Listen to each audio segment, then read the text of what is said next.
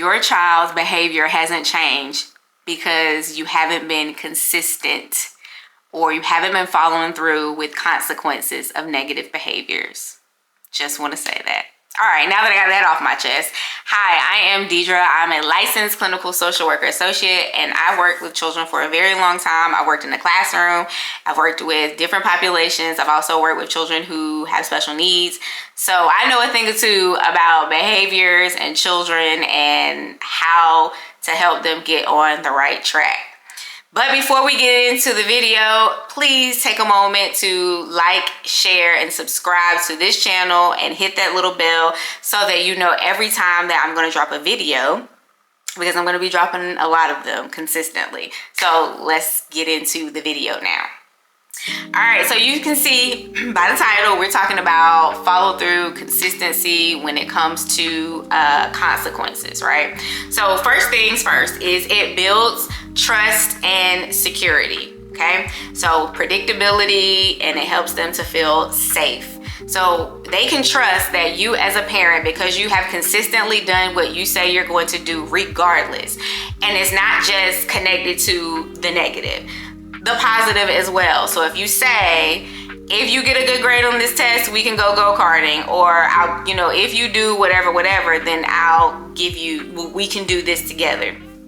Whatever it is, just do what you say you're gonna do. I can say that that's one of the number one complaints from my teen clients, is that their parents don't follow through. The parents don't do what they say they're gonna do on the positive side, which then has issues when they do try to enforce consistency or consequences when negative things happen. It's a misfit. So you have to balance it out. You have to do both, because your children are watching and they know the difference, and they're gonna know when it's not a good fit. So do it for negative and for the positive, and positive situations as well, because it also helps them to understand, let's say that something happened to them and something negative happened to them, and if you haven't been following through in the past with things that you say you're going to do, what's going to make them trust that you're going to do what's right by them and follow through with helping them on the other side of the situation if this time around, if you haven't been doing it beforehand with other things? When you are consistent, it teaches children that they can trust and depend on you to help them through situations. They can trust and depend on you to help them to understand new things, to help them navigate new situations. So be consistent across the board, trust and security, right? And it also helps to cut down on anxiety, and it strengthens the child's sense of safety. So anxiety-driven children, they thrive on consistency. So that's just, a little, a little bonus tip. Next is it teaches accountability and responsibility. So when a child sees that an adult means what they say, they learn that actions have consequences.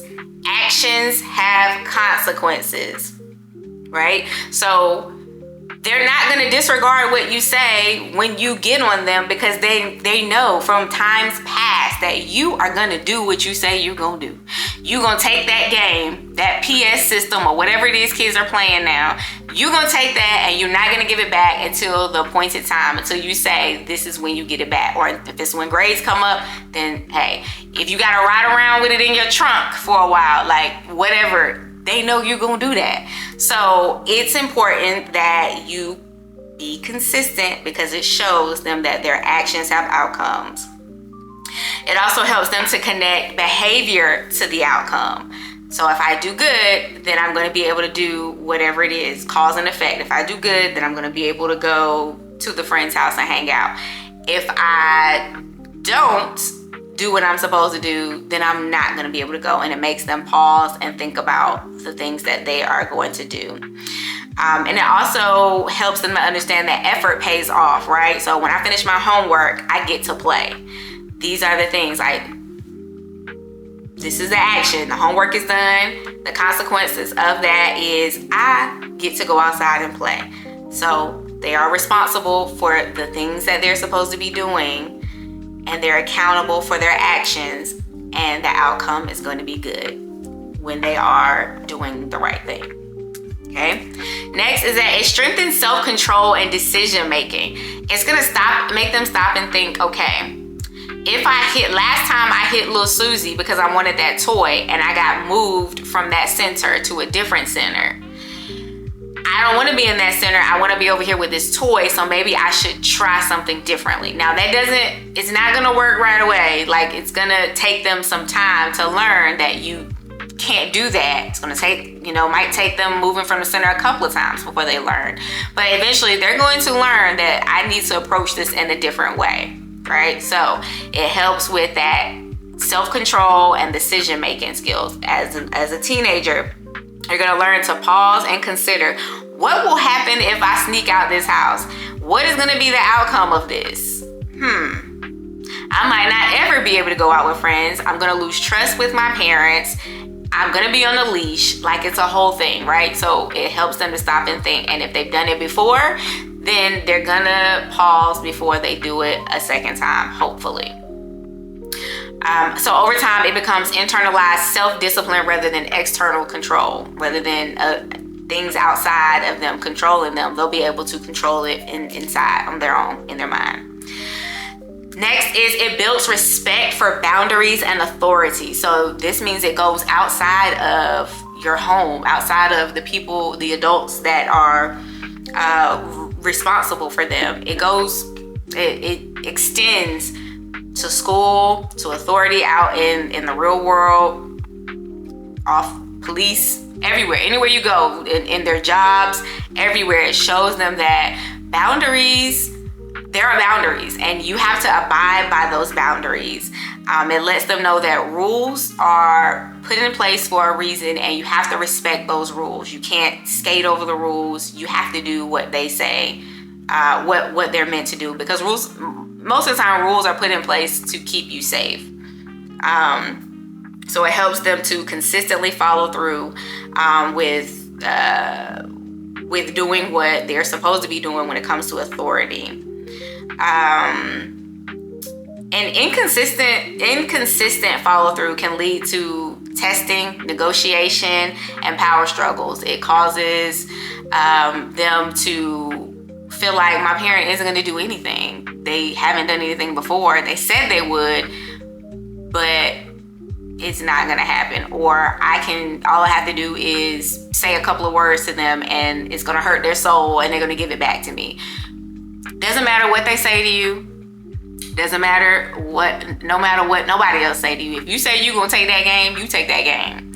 And you don't give it back until you say it's time to give it back. Because again, that's going to be them testing your boundaries. They're going to probably, depending on the type of child you have, they can call you every name in the book. They can act however they want to act. But you are the one that put that boundary in place or put that consequence in place. And they are not to override it, because you are the adult in their life.